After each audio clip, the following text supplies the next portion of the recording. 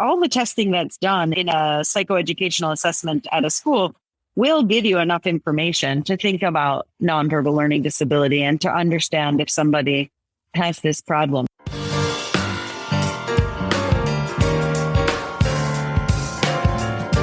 What is Nvld, or nonverbal learning disability?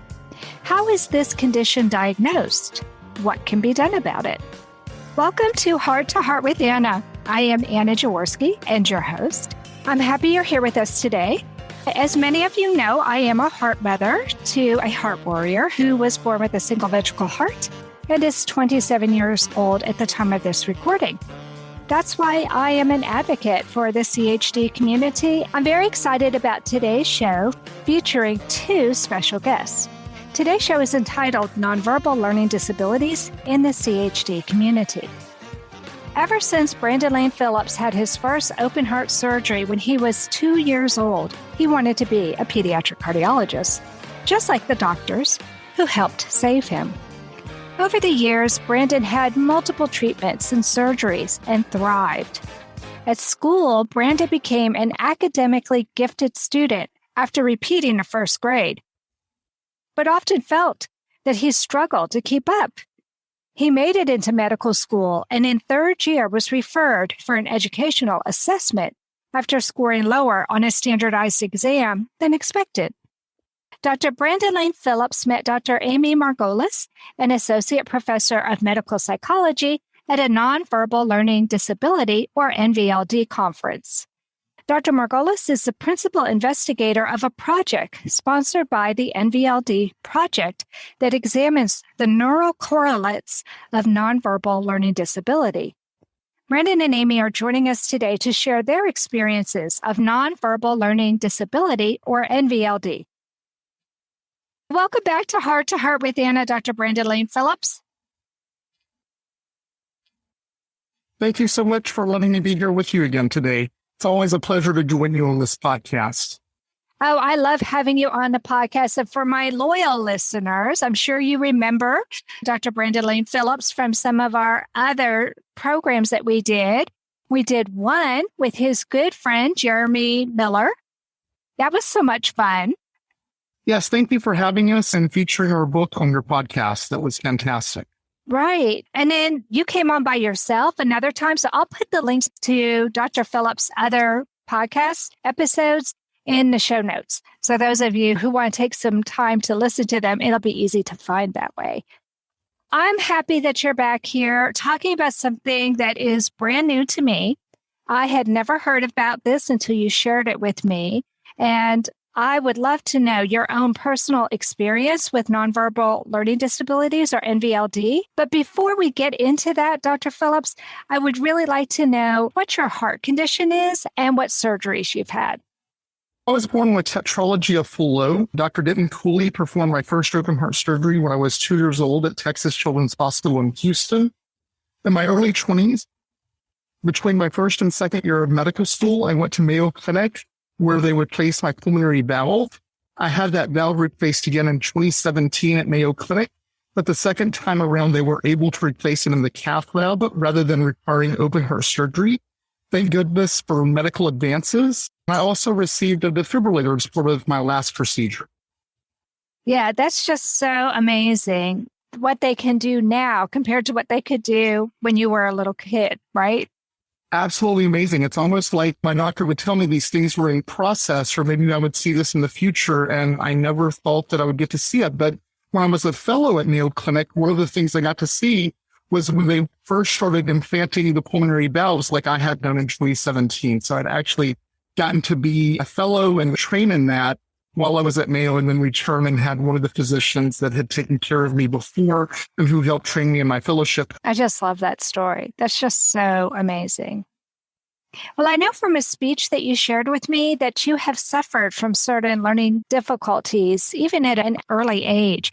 Can you share with me some of the problems that you suffered from as a child? Anna, I was tested for special education when I was in kindergarten, and I ultimately had to repeat the first grade. My mom kept many of my school records over the years, and looking back in kindergarten, I never received a satisfactory work in doing my papers neatly, finishing a task, identifying body parts, using scissors correctly, tying my shoes, and distinguishing left and right. In first grade, I had B's and F's in reading and arithmetic. My teacher specifically mentioned that my reading level was below what she expected for my grade, and she suggested that I repeat the year. Repeating the year seemed to help and my grades improve. For as long as I can remember, though, I always wanted to be a pediatric cardiologist because I loved my pediatric cardiologist, Dr. Virgo. So I was highly motivated to do well in school. I remember telling my parents when I was 4 years old that I wanted to be a physician like Dr. Virgo. Over time, my mom and I just discovered that I learned best by laying in the middle of the living room, and she would call material out to me over and over again until I could recite it back to her like a well-told story. By the time I was in fourth grade, I was making mostly A's in school, but I hated reading. We were grouped and I was in the lower reading group. Reading was just a chore. I couldn't understand why anyone would want to do that for pleasure. Wait a minute. I'm sorry. I have to laugh because now you're a writer. I know. So that seems kind of ironic, doesn't it? It does, but the things that I write about are things that I know or things that I want to share. There's always a purpose behind my writing. I don't really just sit down to write, if that makes sense. It's always some story or something that I want to share.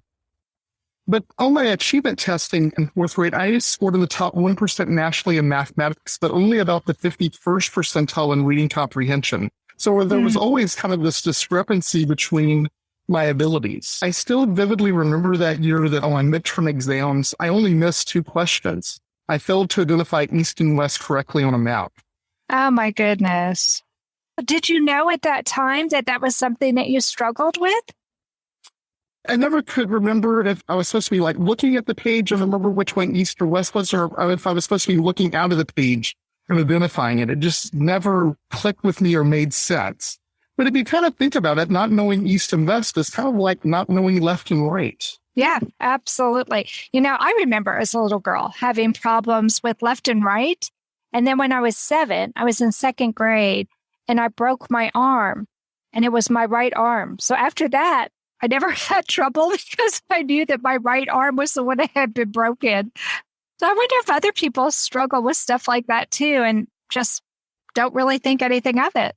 So, Anna, I have to admit this. You know, when I was in elementary school and we would put our hand over our heart to say the pledge, my chest was uneven from having had open heart surgery. So my thumb went in the groove. So that's how I knew that I had my hand over the left side of my chest when I was saying the pledge.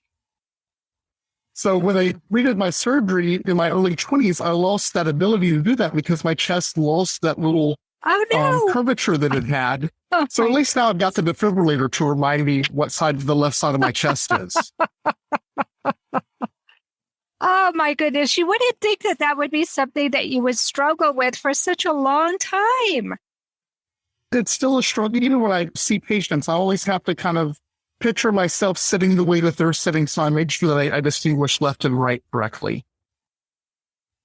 I can do it. I just have to take a little extra time and effort in doing it. That is quite a laundry list of problems that you went through and very, very specific. The interesting thing is I've talked to some other people who are also heart warriors. And as soon as we started investigating in order to put the script together for this program, some of the problems that are common, my other heart warrior friends said they had some of the same problems. So that's really, really interesting to me. Can you tell me when you were diagnosed with nonverbal learning disability and what traits retroactively you were able to identify with that diagnosis? So during my 3rd year of medical school, our internal medicine clerkship director, Dr. Ledoux, noticed that I had scored lower on a standardized exam than she had expected that I would. Mm-hmm. She was an adult cardiologist and asked to meet with me to discuss my scores. Because I had had open heart surgery between the 1st and 2nd year of med school, she knew about my underlying congenital heart defect as well. She wanted to know about my family's educational background and how I had done in school as a child. My mom had completed high school, my dad had not. No one in my immediate family had ever gone to college. Considering all this, Dr. Ledoux told me that many patients with congenital heart defects have underlying learning disabilities. I didn't know that. That was something new to me. I was still reluctant to be tested for a disability, but Dr. Ledoux was very insistent, even offering to arrange and pay for the testing herself. She told me that she didn't want to see a learning disability come between my dreams of being a pediatric cardiologist. I had graduated at the top of my high school class and the top of my college class. I told Dr. Ledoux I didn't understand how I could have a learning disability. And she suggested that I had to learn to compensate for it over the years. I ultimately agreed to be tested and was diagnosed with a reading disability. I was told I needed extra time on standardized exams in medical school, but being stubborn, I refused the accommodation. I was already the kid in my class with a heart defect. I didn't want to be the one with a learning disability too. Luckily, most of our tests in medical school were not standardized, and I was ranked in the top half of my class, but I never scored above average on a time-standardized exam. In fact, I passed my first board exam with just a few points to spare. So in 2010, I went to complete my pediatric cardiology boards in San Francisco. I knew before I left the room that I had not done as well on the exam as I should have. I didn't have time to read each question. I would have to wait 2 years before I retook the exam. I decided to submit the required documents to get accommodation for when I retook the exam. After nearly a year, I never heard back from them and called to inquire, and they told me that my testing was old and it would most likely be denied. No. Oh, no. So I decided to get a second educational psychologist to retest me. He confirmed my reading learning disorder, but he also noticed the difference between my verbal and visual-spatial IQ scores and suggested that I had nonverbal learning disorder. This was the first time I'd ever heard of it. We didn't cover any of my med school classes because it's not an official diagnosis in the DSM.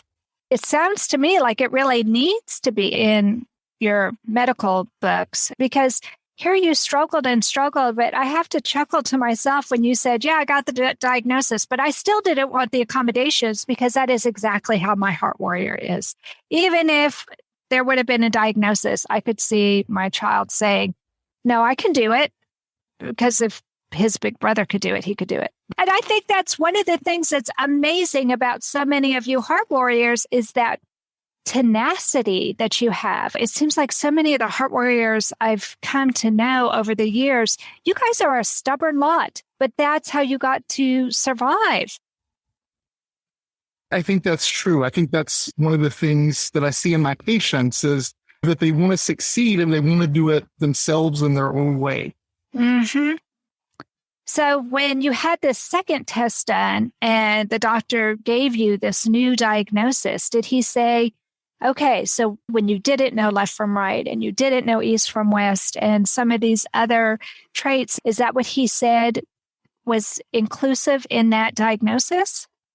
He really didn't give me much information on it. He just put it in the documentation that I was supposed to send back to the boards to get extra time. And of course, the board said, well, this isn't an official diagnosis.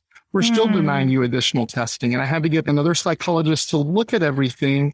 And luckily, like I said, my mom had saved most of my tests over the years. So I was able to provide that information for him to look at.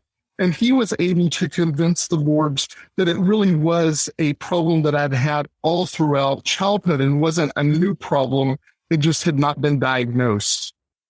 I just think it's amazing that you are able to do as well as you did throughout school. I mean, I know you struggled, but being a special education teacher, it's not unusual for me to see students who have to struggle to get good grades and to seem to understand things as well as a child who doesn't have a learning disability can do. And I just think it's amazing that you became a doctor and that you were able to achieve your dream.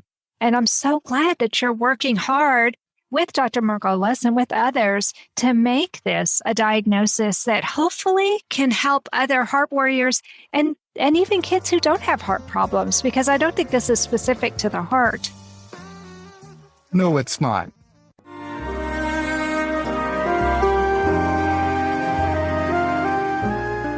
Home Tonight Forever by the Baby Blues Sound Collective. I think what I love so much about this CD is that some of the songs were inspired by the patients. Many listeners will understand many of the different songs and what they've been inspired by. Our new album will be available on iTunes, Amazon.com, Spotify. I love the fact that the proceeds from this CD are actually going to help those with congenital heart defects. Enjoy the music. Home tonight forever.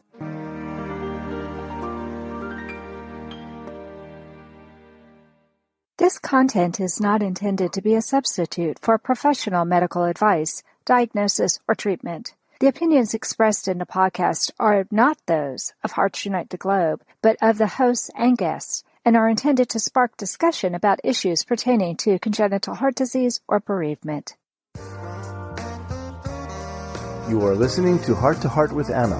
If you have a question or comment that you would like addressed on our show, please send an email to Anna Jaworski at anna@hearttoheartwithanna.com. That's anna@hearttoheartwithanna.com. Now, back to Heart with Anna. Welcome to Heart with Anna, Dr. Amy Margolis. Thanks so much for having me. It's a great pleasure to be here today with you and with Dr. Phillips. It's a great pleasure for me to have both of you. And now I'm ready to learn even more about nonverbal learning disability. So we learned in segment 1 that Dr. Phillips had a heart condition and had some learning disabilities from the time he was a young child, but that a lot of those disabilities stuck with him even into adulthood. So can you tell us a little bit more about what nonverbal learning disability, or NVLD, is? And can you give us an actual definition for it? Sure, yes. Nonverbal learning disability is a childhood disorder, and it's characterized by having visual-spatial problems. So we call it nonverbal learning disability because the problems are not verbal or language-based, but they're nonverbal. And we have decided it's easier to think about this as visual-spatial problems and call them what they are rather than what they're not, right? So we are advocating for a change in the name of this disability or disorder to be developmental visual-spatial disorder, so that the name really characterizes the kind of difficulties a child or adult is having. Similar to how we call attention deficit hyperactivity disorder attention deficit disorder, right? Because the person is having trouble with attention. And so we're really advocating for this shift from nonverbal learning disability to developmental visual-spatial disorder. Nonverbal learning disability or developmental visual-spatial disorder is characterized by visual-spatial problems. And then an individual has to have difficulties in other areas. So you may have visual-spatial problems, but no impairment in your life, then you wouldn't meet criteria for this disorder. The same as if you had an attention problem, but it wasn't causing you any trouble in any aspect of your life, you wouldn't have an attention problem. And the areas that we tend to look in are, is a child having trouble in school or social life or at home? And then we might see specific kinds of impairments in things like math problems or social problems or difficulty with executive functions, which is sort of planning and organizing and thinking about one's thinking, metacognition, those kinds of skills, or motor skills. So those are 4 areas where we tend to see that individuals with nonverbal learning disability or developmental visual-spatial disorder might have impairment, but the impairment can occur in school or at home or in a social setting. And those kinds of impairments are really important so that we know that the person has a problem in visual-spatial and it's also affecting them in life. That's so interesting. I wonder if I had a visual-spatial problem when I was trying to learn sign language. At first, I was trying to learn sign language from a book, and I could not visualize from a 2-dimensional page what I was supposed to be doing 3-dimensionally. Now that wouldn't be so much of a problem because you can go to YouTube and you can see anything. And plus, there's a really good American Sign Language dictionary online with an actual human being doing it. But I definitely had trouble being able to visualize 3-dimensional movement with a page. Is that common?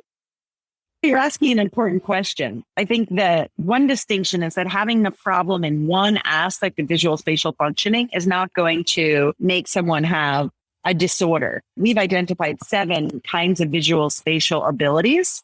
Okay. And we think right now that someone would have to have trouble in 4 of them in order to meet criteria, but we don't really know. And we need a lot more research in order to understand that.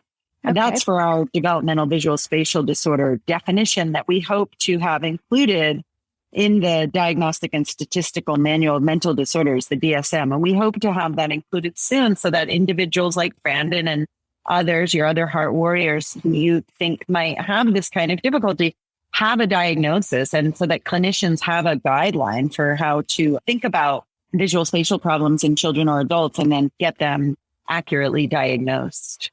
So you said that there are 7 characteristics. Can you tell me what those characteristics are?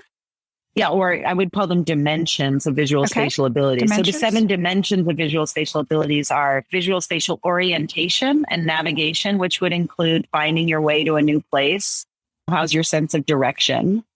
And the second one is visual spatial construction, which could include assembling things. Like if you get your new IKEA furniture, can you follow the instructions and put it together? Visual spatial memory, which would include remembering visual details from a picture or a design, or remembering how to get around a familiar place. Some people get lost in a large school building, even though they've been going to school there for a long time. Visual spatial tracking and scanning. So that has to do with locating items in an array or on a picture. So if you're looking at a crowded poster and you need to pick out an important piece of information, difficulties with spatial estimation.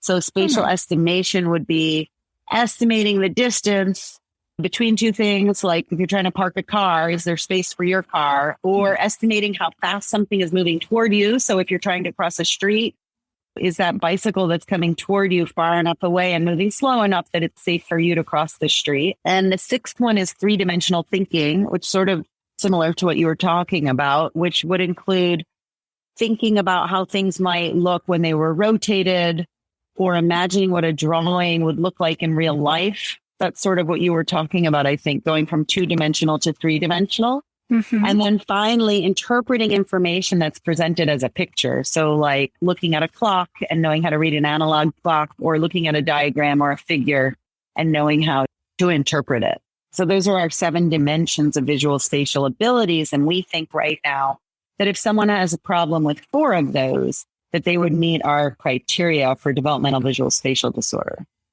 So is this a neurodevelopmental disorder that's in the same family as ADHD and autism? Yes, that's what we think. We think this is a childhood disorder that is similar to the other neurodevelopmental disorders in that it has a brain basis and that it changes over time.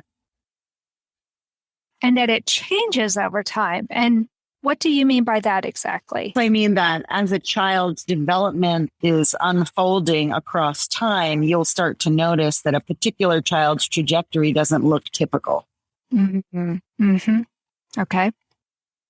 Do you think that this condition can be inherited? Well, that we don't know yet. We really don't have any good research on the genetics or the heritability of this or familial studies. So we need to wait and see to answer that. There is some evidence that visual spatial problems relative to verbal abilities or visual spatial weaknesses relative to language-based abilities are under genetic control. So it's possible. Yeah. It's fascinating. What treatment is available for people who have this condition? Unfortunately, right now, we don't have a lot of treatment options. We need a lot more funding and research energy going toward that. So right now, what we do for individuals with nonverbal learning disability is treat their impairments. So if someone with nonverbal learning disability is having trouble socially, we'll try to treat their social difficulties. If they're having trouble with motor skills, we'll maybe send them for occupational therapy to work on their motor development. If they're having trouble with math, we might send them to work with a math tutor. And so what we don't have is a clear understanding of how to treat the underlying visual spatial deficit and try to enhance those skills or other cognitive skills that would support and buttress the visual spatial abilities so that the person can have a more normal developmental trajectory. So we really don't have a lot of work in that area yet around how do we improve children's visual spatial abilities and what's the best time to start, how frequent should treatment be, how intensive should treatment be. So these are the kinds of questions that we really need to spend more research effort and dollars. Well, and who would be doing the treatment as well? Is this something that they would have an occupational therapist for, or a physical therapist, or a psychiatrist? Or a neuropsychologist who would help do cognitive remediation and work on the kind of cognitive problems. And I think those cognitive problems are also linked to the impairments that children and adults have. So I think that for example, social difficulties some people describe with NVLD likely come in part from some of their visual-spatial problems. So when you're working on the visual-spatial abilities, you need to also work on the social problem or the anxiety that the person is experiencing. So I do think that this is a team approach. In our books about NVLD, we always advocate a team approach. Someone with NVLD is going to need a psychiatrist to think about medication, a neuropsychologist to think about cognitive difficulties and socio-emotional functioning, and then also probably OT for motor problems, and then special education teacher to help with school-related difficulties. So it really does take a team to help individuals with NVLD. And I think that when we know more about how to treat this, we can then devise parts of the treatment that can be done by different key people on the treatment team so that there's synergy and the child or adult can get the best outcome. This content is not intended to be a substitute for professional medical advice, diagnosis, or treatment. The opinions expressed in the podcast are not those of Hearts Unite the Globe, but of the hosts and guests, and are intended to spark discussion about issues pertaining to congenital heart disease or bereavement. Anna Jaworski has written several books to empower the congenital heart defect, or CHD, community. These books can be found at Amazon.com or at her website, www.babyheartspress.com. Her bestseller is The Heart of a Mother, an anthology of stories written by women for women in the CHD community. Anna's other books, My Brother Needs an Operation, The Heart of a Father, and Hypoplastic Left Heart Syndrome, a handbook for parents, will help you understand that you are not alone. Visit babyheartspress.com to find out more.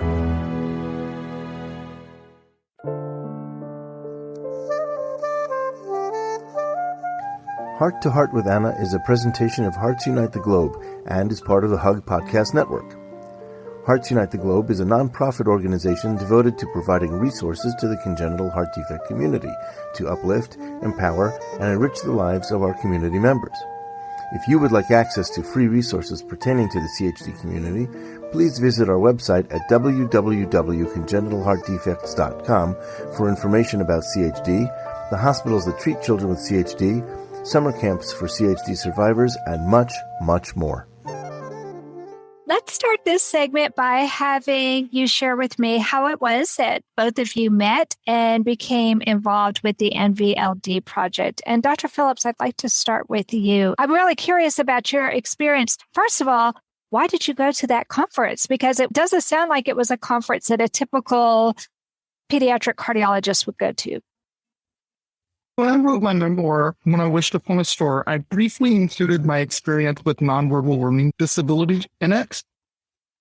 And ever since I've been diagnosed with it, I've been trying to find more and more information about it, but it's really hard. There's not a lot of information out there. And I ultimately came across the NVLD project on the internet. So I decided to send them a copy of my memoir and a brief synopsis of my history with the condition.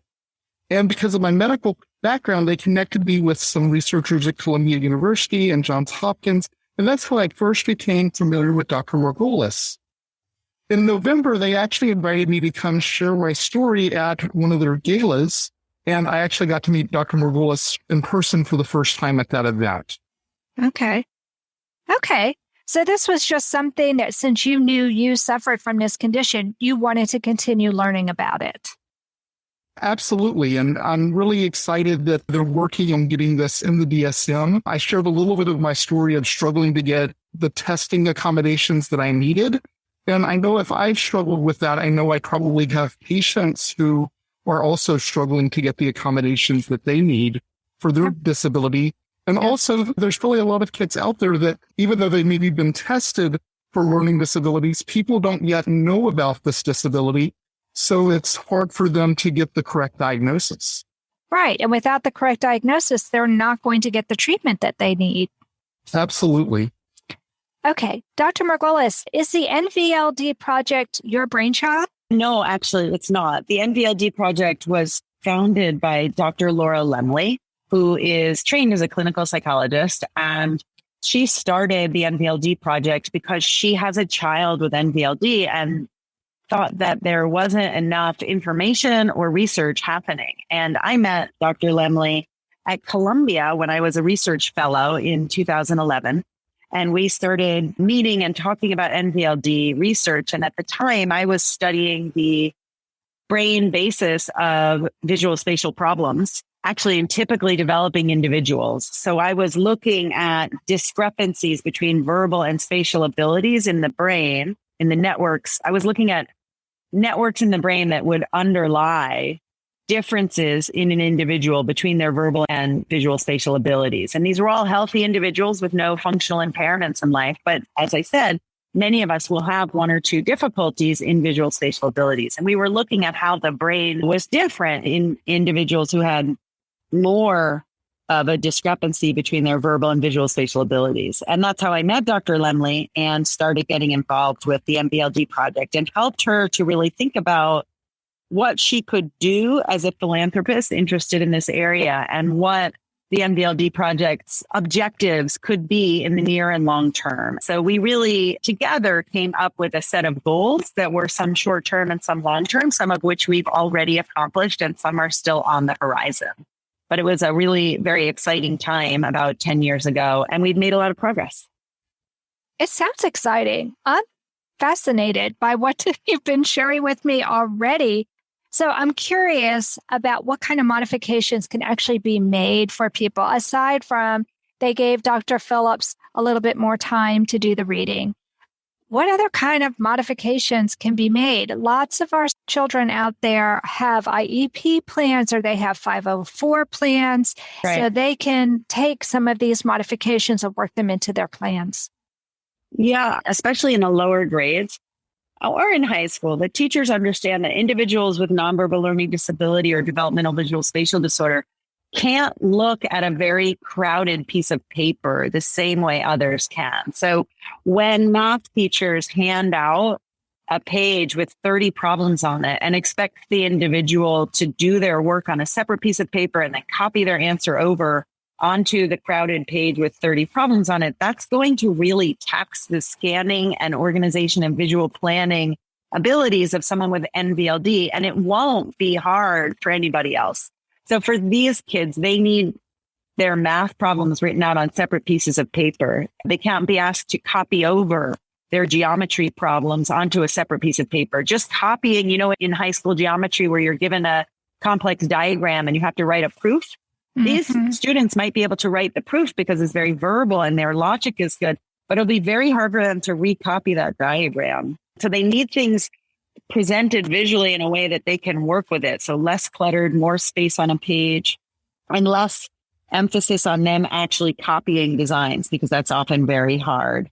Also, another modification would be to try not to test someone's visual spatial abilities when you're trying to test their knowledge. So if I'm trying to test a child and know, do they know what's a rectangle and what's a square? Instead of asking them to draw each shape, I would ask them to label each shape. Right. So because the motor difficulties that these kids might have could make it hard for them to draw the designs rather than to label the design. And I think other modifications are so that teachers understand these are students who need everything to be verbal instead of pictorial. Instead of just giving a picture, say, of the lungs and the circulatory system and having to learn how the vena cava and the aorta are interacting, instead of just having a picture of that, they would need a narrative about how the blood flows. And then that would help them to understand the picture. Whereas for many learners, just looking at the picture, they can have the circulatory system explained to them. But for someone with NVLD, they need much more explicit description and narrative. So those are the kinds of accommodations that I think, in addition to extra time, could be really helpful to remember to reduce the premium on visual spatial processing in learning or in giving an answer, and then to make sure that all the visual spatial things someone has to look at are really clearly depicted on a page and not cluttered. Okay. It's funny that you are talking about this because I remember as a special education teacher that I had some students who seemed very easily distracted. I was a math teacher at the School for the Deaf in Austin, Texas. And I would give them 2 extra pieces of paper and I would cover up all of the questions above and below so they could zero in on that one problem. And I never considered that being a visual spatial difficulty, but now I do. So I guess I was making modifications for some of my kids and didn't even know it. But those kids with attention problems might have had, in addition, a visual spatial problem, or their attention problem might have just meant that they needed to only look at one thing at a time. So either way, I think you were doing a great intervention for those students. Yeah, I think it's interesting how, unfortunately, in traditional classrooms, all children are expected to learn all material the same way, on the same day, at the same time. And I felt lucky as a special education teacher that that was not expected of my students, that we recognized that our children learned differently. And because my kids were either hard of hearing or deaf, I was able to make more modifications for them. And it was expected that we made modifications for them because just because they were deaf or hard of hearing didn't mean they didn't also have learning disabilities. In fact, so many of my students did that I had to look at each child as an individual. And I think now maybe teachers are starting to see that, but it becomes overwhelming when you have a classroom with 30 children and you're trying to make a meaningful lesson for every single child in that classroom. I felt really lucky. I never had more than 10 or 12 children in a class, so it was a little bit easier for me. Yeah. Well, this is a fairly new diagnosis, it seems, and it appears that many people have suffered with this disability for years without knowing there was a name for it or that anyone else was similarly afflicted. What testing is available for children and adults today who might be concerned that they too have NVLD? So this is the $1 million question also. I think the most common way to get assessed for NVLD is to go to a neuropsychologist and have an assessment. But that's expensive and not available in every area of the country. And then again, as I mentioned before, since the diagnosis is not in the Diagnostic and Statistical Manual, not every clinician is using the same definition. And some clinicians don't even think that this is a diagnosis we need to think about or talk about. They believe they can accurately diagnose someone without using this diagnosis. And we disagree because there is no other way to designate someone as having a visual spatial problem in the DSM right now. So if the core feature of NVLD or developmental visual spatial disorder is a deficit in visual spatial abilities, there is no way that you'll be able to identify that problem with a diagnosis other than DVSD, developmental visual spatial disorder, or NVLD, and those are not available in the DSM. So the important thing about getting tested is if you think this is happening for you or your child is to bring some literature about this disorder to the individual who'll be testing you and say, look, this is what I think I have. Can you help me? And if they say this is not a real thing, I suggest that you find someone else to work with. That's not always so easy to do. And then again, because of access and expense, neuropsychology is not always an option for everyone. You can also get tested at school, where all the public schools in the country have to provide an assessment for a child if a parent is concerned about some specific functioning. And then as a parent, you can bring information about the disorder to the school psychologist who will do the assessment and say, this is what I'm concerned about. Can you please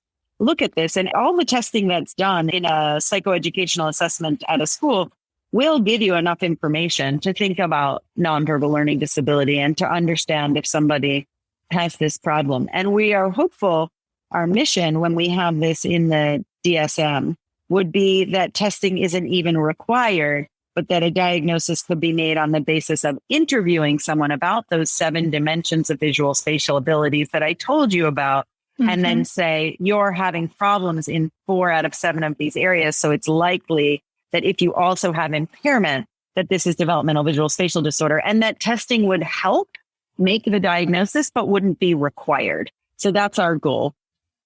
Wow, that's an amazing goal. Now, is there a website where people can read more about this project?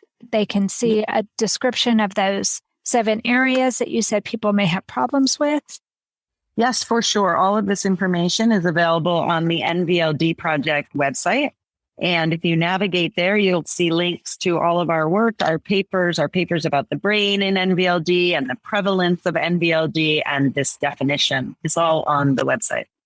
And I'll be having a link to that website in the show notes, my friend. So if you're exercising or if you're driving, don't worry about grabbing a piece of paper. Just check out the show notes, which is the description of the show. Thank you so much, Dr. Margolis. That is amazing. I'm really happy to hear that it might be something as simple as actually having an interview with a professional instead of having to go through extremely expensive testing, because I'm afraid that that would put off some people from being able to actually get the help that they need. Yes, and it's absolutely true. And thank you so much for having me today. It's been great talking with both of you and such interesting ideas to think about how we can help kids more. Absolutely. Well, before we conclude the program, Dr. Phillips, as a person who has been diagnosed with Nvld, but who has also been able to achieve his dreams of becoming a doctor, what advice do you have for others who think that they might have some kind of learning disability, regardless of their age? Anna, I've shared my story of going from a pediatric cardiology patient to a physician countless times. Sharing this part of my story is always difficult, and it's raw for me. I'm still worried about my employer, my colleagues, my patients as seeing me less than because of this diagnosis. So it makes me a little reluctant to talk about it or want to share.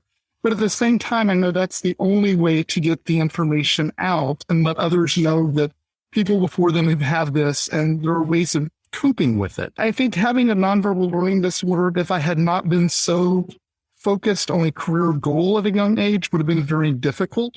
But I always knew exactly what I wanted to do.